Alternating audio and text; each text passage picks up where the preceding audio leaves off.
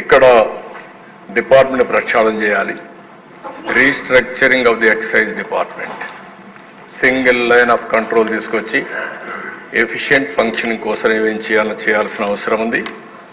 ఇంకొక పక్కన establishing comprehensive quality control, ప్రజల ఆరోగ్యం కోసం దీన్నంతా కూడా మనం ఆలోచించి ఒక సింగిల్ లైన్ ఒకటి, ఇంకో ప్రొడక్షన్ కానీ, సప్లై చైన్ కానీ, ప్రైమరీ డిస్టిలరీస్ కానీ, ఈఎన్ఏ కానీ, ఐఎంఎఫ్ఎల్ కానీ, డిస్టిలరీస్ కానీ, క్వాలిటీ ఇవన్నీ కూడా చెక్ చేసి అవి కూడా మనం చేయాల్సిన అవసరం ఉంది.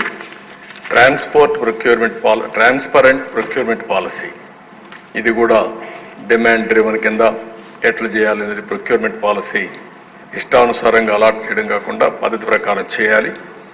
అదే మరిగా షాపులు, బార్లు పాలసీ కూడా తీసుకురావాలి.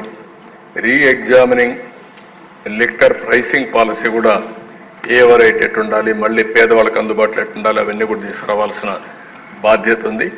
Next, special campaign against illicit liquor NDPS పైన కూడా మనం చేయాలి.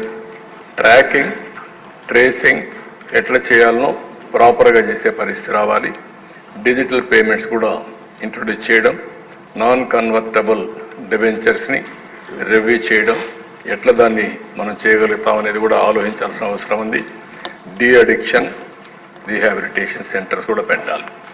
పెట్టి ఇవన్నీ కూడా కంట్రోల్ చేసే పరిస్థితి రావాలి. అప్పుడే మనకు కొంతవరకు కంట్రోల్ వస్తుంది. Next, investigation into the allegations అవినీతి ఎన్డీపీఎల్, దీన్ని ఏం చేయాలనో సభ్యులు మీరు కూడా చెప్పండి. మీరందరూ చెప్పిన తర్వాత దీన్ని ఏ విధంగా ప్రక్షాళన చేయాలి, ప్రజల్లో ఏ విధంగా ఎడ్యుకేట్ చేయాలని మనం చేస్తే తద్వారా రాబోయే రోజుల్లో ఇలాంటి తప్పు చేయాలంటే భయపడే విధంగా డెమాన్స్ట్రేటివ్గా చేయడం మనందరి బాధ్యత. దానికి గౌరవ శాసనసభ్యులు మీరు ఉన్నారు, ప్రజలు ఉన్నారు, మిత్రులు పవన్ కళ్యాణ్ గారు కూడా ఉన్నారు.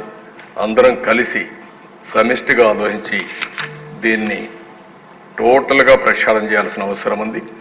మరొక్కసారి ఇలాంటి చేయాలంటే భయపడే విధంగా డెమాన్స్ట్రేటివ్గా చేస్తే తప్ప ఇలాంటివి జరుగుతూనే ఉంటాయి.